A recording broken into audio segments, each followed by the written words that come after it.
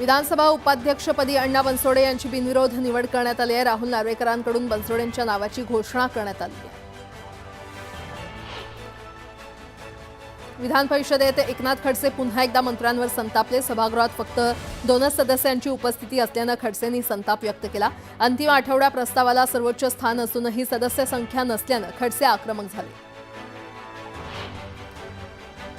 विधान भवन परिसरात तरुणांनी झाडावर चढून आंदोलन केलं। काही काळानंतर पोलिसांनी या तरुणाला खाली उतरवलं। गुढीपाडव्याला पंतप्रधान नरेंद्र मोदी नागपुरात येणार आहेत। पंतप्रधानांच्या नियोजित दौऱ्याच्या अनुषंगाने नागपूर पोलीस आयुक्त डॉक्टर रवींद्र कुमार सिंगल, मनपा आयुक्त तथा प्रशासक डॉक्टर अभिजित चौधरी यांनी दौऱ्यातील संपूर्ण मार्गाची पाहणी केली। पुण्यात उद्धव ठाकरेंना पुन्हा मोठा धक्का बसलाय। कसबा विधानसभा मतदारसंघातील महिला आघाडी तसंच पुण्यातील अनेक शाखा प्रमुख आणि शिवसैनिक शिवसेनेमध्ये प्रवेश करणार आहेत।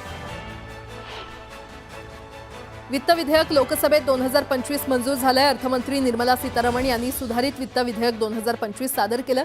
या सुधारणांमध्ये ऑनलाईन जाहिरातींवरील 6% डिजिटल कर रद्द करणं समाविष्ट आहे। याशिवाय इतर 34 दुरुस्त्या समाविष्ट आहेत। आता हे विधेयक राज्यसभेत सादर केलं जाणार आहे।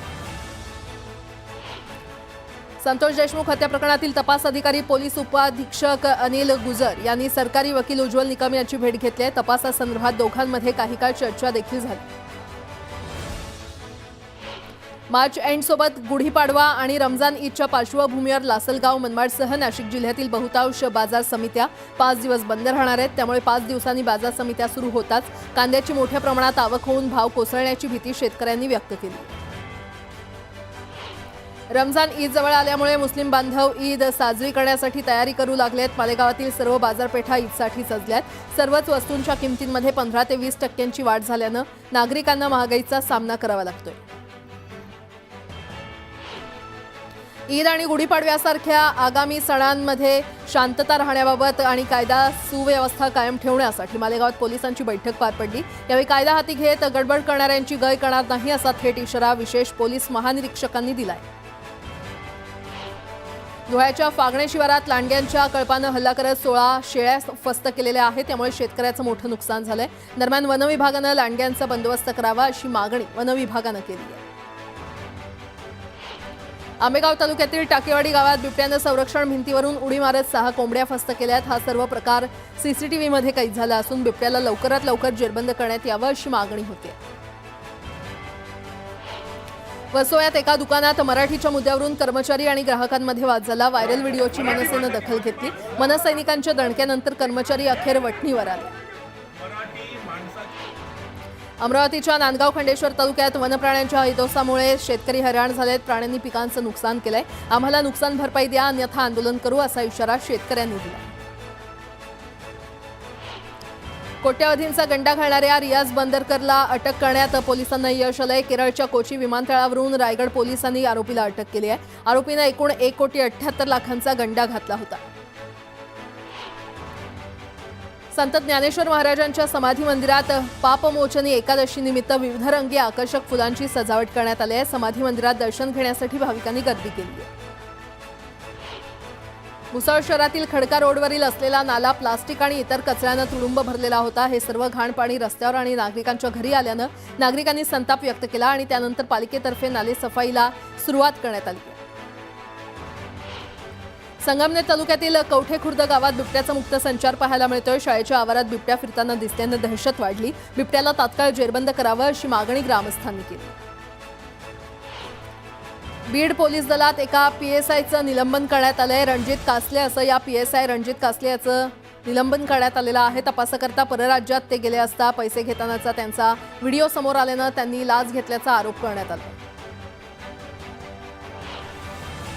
यंदा मालेगाव, मनमाडसह नाशिक जिल्हा दुष्काळमुक्त झाल्याचा अहवाल जिल्हा प्रशासनानं शासनाकडे पाठवला। यंदा नाशिकमध्ये चांगला पाऊस झाल्यामुळे 2 वर्ष टंचाईच्या झळांनी होरपळणाऱ्या नागरिकांची यंदा दुष्काळातून सुटका होईल।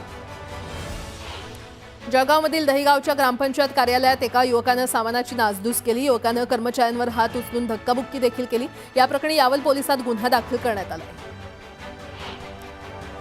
चोपडा शहरातील मालमत्ता कर आणि पाणीपट्टी कर वसुली नगरपालिकेच्या माध्यमातून सुरू आहे। चोपडा नगर परिषदेची 81% मालमत्ता कर वसुली झाली असून 8 शासकीय कार्यालयांकडे 68 लाख मालमत्ता कर तर 10,25,000 पाणीपट्टी कर थकबाकी आहे। वर्ध्याच्या हिंगणघाटमधील छत्रपती शिवाजी महाराज पार्कचं सौंदर्यीकरण केलं जात असताना लोकार्पणाचा लावलेला नामफलक काढण्यात आला। हा फलक पुन्हा लावण्यात यावा या मागणीसाठी उभाठा गटानं उपविभागीय कार्यालयामध्ये आंदोलन करत मागणीचं निवेदन दिलं। नाशिकच्या ओझरमध्ये एका अल्पवयीन मुलीवर अत्याचार करण्यात आल्याची धक्कादायक घटना घडलेली आहे। पीडित मुलीवर सामूहिक अत्याचार झाल्याचा संशय पोलिसांकडून व्यक्त करण्यात आलाय। पोलिसांची 4 पथकं आरोपींच्या मागावर आहेत। पुण्यात ट्रक चोरी प्रकरणी आंतरराज्यीय सराईत टोळी जेरबंद करण्यात आली। पोलिसांनी 4 जणांना अटक करून आरोपींकडून 20 लाखांचा मुद्देमाल जप्त केला। पालघर जिल्हा परिषदेचा शिलकीचा अर्थसंकल्प सादर करण्यात आलाय। मुख्याधिकारी भानुदास पालवेंनी सादर केलेल्या अर्थसंकल्पात आरोग्य आणि पाणी पुरवठ्याबाबत अनेक समस्या असताना देखील बांधकाम विभागाला निधी देण्यात आल्यानं पालघरकरांनी नाराजी व्यक्त केली आहे। हिंगोलीच्या सेनगाव तालुक्यातील तलाव कोरडठाक पडलाय। उन्हाची तीव्रता वाढल्यानं पाणी आटतंय आणि त्यामुळे तलावात मृत माशांचा खच पडलाय। जळगावच्या भडगाव तालुक्यातील महिंदळे गावात पाणी टंचाई जाणवू लागली आहे। महिलांना हंडाभर पाण्यासाठी वणवण फिरावं लागतंय। पुण्यातील वाहतूक कोंडी सोडवण्यासाठी वाहतूक शाखेकडून अनेक उपाययोजना राबवण्यात येत आहेत। मात्र पुणे विद्यापीठातील चौक पुन्हा वाहतूक कोंडीच्या विळख्यात अडकलाय। जवळपास रोजच वाहनांच्या लांबच लांब रांगा लागल्यानं नागरिक हैराण झाले। हिंगोली जिल्हा परिषदेच्या मुख्य कार्यकारी अधिकारीपदी IAS अधिकारी अंजली रमेश यांची नियुक्ती करण्यात आली आहे। हिंगोली येथील मुख्य कार्यकारी अधिकारी नेहा भोसले यांच्या बदलीनं होणाऱ्या रिक्त जागी अंजली रमेश यांची नियुक्ती करण्यात आली आहे। नंदुरबार जिल्ह्यातील 322 ग्रामपंचायतींवर महिला राज असणार आहे। जिल्हाधिकारी मिताली सेठी यांच्या अध्यक्षतेखाली जिल्ह्यातील ग्रामपंचायतीमधील महिला सरपंचांच्या सोडती काढण्यात आल्या। राज्यात उष्णतेची लाट येत असून त्याचा परिणाम आरोग्यावर होण्याची शक्यता आहे। ही बाब लक्षात घेत महसूल आणि वन विभागानं जिल्हाधिकाऱ्यांना मार्गदर्शक सूचना जारी केल्या। सावंतवाडीच्या बांदा येथे एका विहिरीत पडलेल्या गवारेड्याला वाचवण्यात वन विभागाला अपयश आलंय। वन विभागाच्या शर्थीच्या प्रयत्नानंतरही गवारेड्याचा विहिरीत गुदमरून मृत्यू झालाय।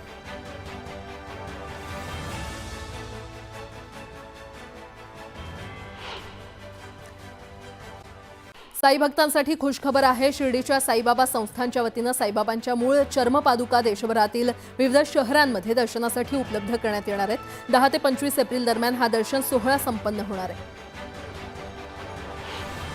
कुणाल कामरा विरोधात कारवाई करण्याची मागणी करत अकोला शहरातील शिवसैनिकांनी कोतवाली पोलीस ठाण्यात तक्रार दाखल केली आहे। अपमानास्पद शब्द वापरल्याचं तक्रारीमध्ये नमूद करण्यात आलं। अकोल्यातील नंद गणपती संग्रहालयाच्या सहकार्यानं 2,500 किलो रांगोळीचा वापर करत 23 तासात रांगोळी कलाकार अमृता सेनाड यांनी तब्बल 12,000 फुटांवर गणपती बाप्पाची मनमोहक रांगोळी साकारली आहे। सोलापुरात वाद्यांचा गजर आणि पुष्पवृष्टी करत जिजाऊ रथयात्रेचं जल्लोषात स्वागत करण्यात आलं। यावेळी पारंपरिक वेशात मराठा बांधवांनी सहभाग घेतला। लेझिमच्या सादरीकरणात सोलापुरातून जिजाऊ रथयात्रा काढण्यात आली। ताज्या मच्छीचे दर वाढल्यानं मच्छी खरेदी करून सुकवून विकणं मच्छी व्यावसायिकांना परवडत नसल्यानं सुक्या मासळीचा पारंपरिक व्यवसाय आर्थिक संकटात सापडलाय। सुकवलेल्या मासळीची कोट्यवधी रुपयांची आर्थिक उलाढाल होत होती। मात्र अलीकडे सुक्या मच्छीचा व्यवसाय आर्थिक संकटात सापडल्याचं पाहायला मिळतंय। हवामानातील बदलाचा कोकणातील हापूस उत्पादनावर परिणाम झालाय। अपेक्षित थंडी न पडल्यानं पहिल्या बहरातील मोहोर गळून पडला। त्यामुळे हापूस आंबा पीक 30 ते 40% घटणार आहे। म्हसळा नगरपंचायतीच्या वतीनं मुख्याधिकारी यांच्या मार्गदर्शनाखाली थकीत मालमत्ता कर वसुली मोहीम सुरू केली आहे। लाखोंचा कर थकीत ठेवणाऱ्या शहरातील 5 जणांच्या मालमत्ता जप्त केल्या। ईद आणि गुढीपाडव्याच्या पार्श्वभूमीवर दंगविरोधी पथकाचं चिपळूणमध्ये मॉकड्रिल घेण्यात आलंय। DYSP राजमाने आणि पोलीस निरीक्षक मेंगडे यांच्या नेतृत्वात मॉकड्रिलचं आयोजन करण्यात आलं होतं। रत्नागिरी जिल्ह्यातील दापोली तालुक्यात चिराखाणीत काम करण्यासाठी उत्तर प्रदेश येथील कामगार मागवले जातात। मात्र त्यांना योग्य मोबदला दिला जात नाही। त्यामुळे समस्येच्या विळख्यात सापडलेल्या कामगारांनी तहसील कार्यालयावर ठिय्या आंदोलन केलं। देशातील प्रमुख राज्यात हेक्टरी ऊस उत्पादकतेमध्ये महाराष्ट्र देशात 8व्या स्थानी आहे। अर्थात उत्पादनातील घटीचा हा परिणाम आहे। असं असलं तरी ऊसाखालील क्षेत्रात 40 वर्षात सातत्यानं वाढ झाली आहे। नाथषष्ठीच्या कालावधीत पैठणमधील प्रसिद्ध असलेलं संत ज्ञानेश्वर उद्यानाला 6,889 पर्यटकांनी भेट दिली। यातून पाटबंधारे विभागाला 2 लाखांचा महसूल प्राप्त झालाय। सुरगाणा येथील गटविकास अधिकारी लाच घेताना एसीबीच्या जाळ्यात अडकला। 2,10,000 स्वीकारताना एसीबीनं अधिकारी रमेश पोद्दार याला रंगेहात पकडलं।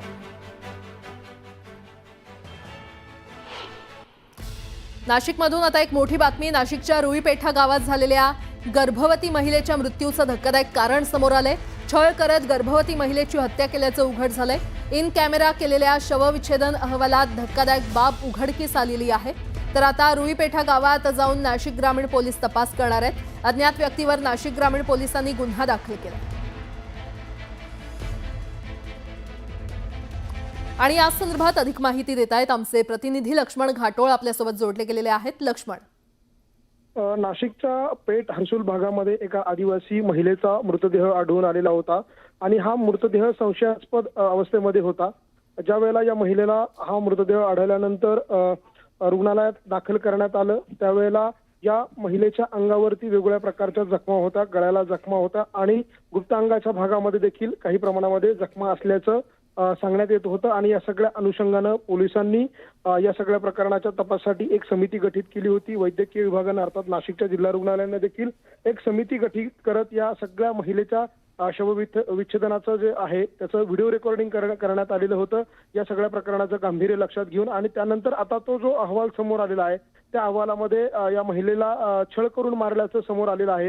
ही 5 महिन्यांची गर्भवती होती सदर महिला, तिच्या पोटामध्ये लाथा मारल्याचं देखील समोर आलेलं आहे। त्यामुळे या महिलेला अशा पद्धतीने अमानुषपणे कोणी मारहाण केली आणि तिची हत्या नेमकी कोणी केली याचा शोध जो आहे तो आता नाशिक ग्रामीण पोलीस घेत आहे। बरं लक्ष्मण, धन्यवाद या माहितीसाठी।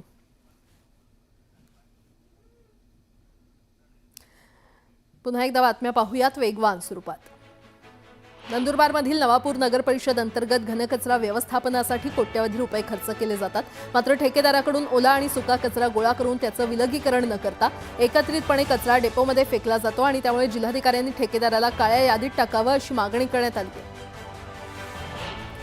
पुण्यातील जीबीएसच्या उद्रेकानंतर पाण्याचे 312 नमुने रासायनिक आणि जैविक तपासणीसाठी राज्य आरोग्य प्रयोगशाळेकडे पाठवण्यात आले होते। त्यातील 79 ठिकाणचं पाणी नमुने दूषित आढळले असून ते पिण्यास अयोग्य असल्याचं निष्पन्न झालं। वाढत्या उन्हामुळे लिंबांच्या मागणीमध्ये वाढ झालेली आहे। घरगुती ग्राहकांसह सरबत विक्री करणाऱ्या दुकानदारांकडून लिंबांची खरेदी मोठ्या प्रमाणात करण्यात येते, मात्र भावही वाढल्यानं सामान्यांच्या खिशाला कात्री बसते।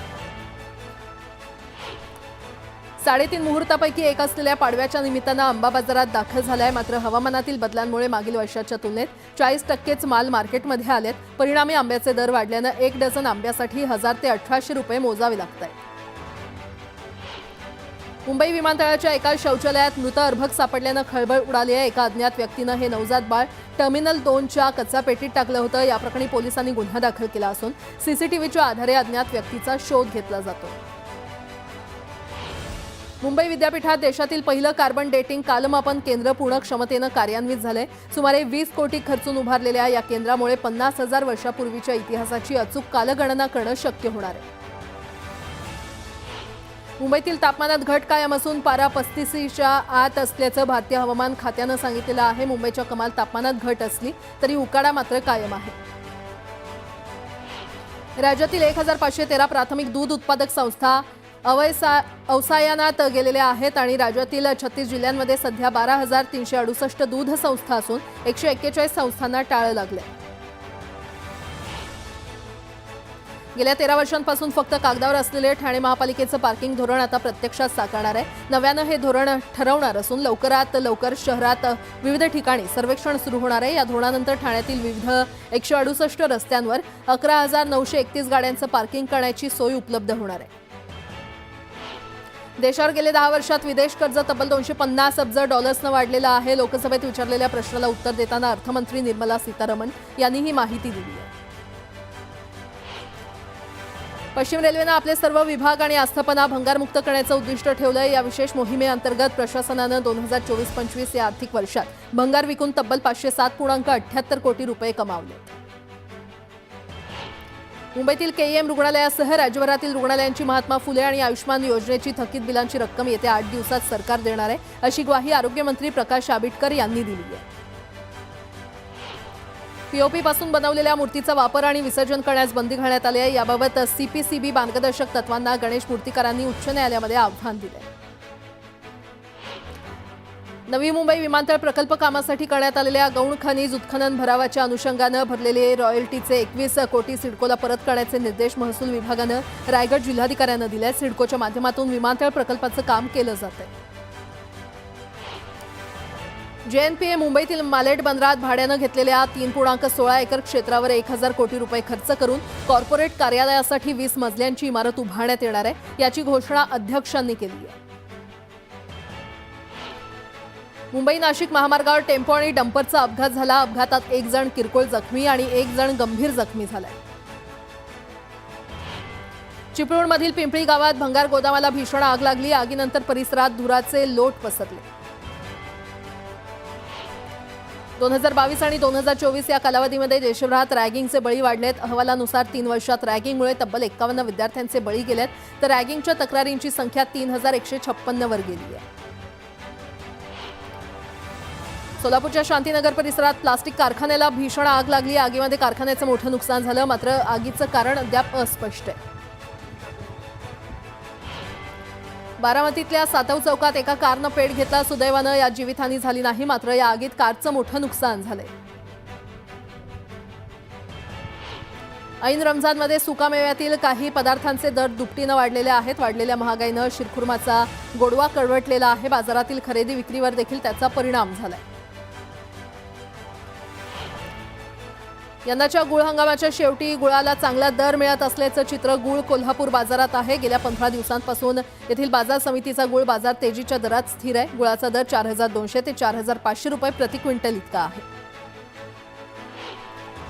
नाशिक जिल्ह्यात उन्हाळ कांद्याची 37,000 क्विंटल इतकी आवक झाली आहे, तर छत्रपती संभाजीनगर बाजारात 895 क्विंटल आवक झाली. कांद्याची आवक वाढल्यानं शेतकऱ्यांसह व्यापाऱ्यांमध्ये आनंदाचं वातावरण आहे. राज्यातील बाजार समितीमध्ये गव्हाची आवक 29 क्विंटल 871 इतकी झाली आहे. त्याला सर्वसाधारण दर हा 2793 रुपये प्रति क्विंटल इतका मिळाला. बाजारात अर्जुन, बन्सी, हायब्रिड, लोकल आणि शरबती या जातीच्या गव्हाची आवक मोठ्या प्रमाणात झाली.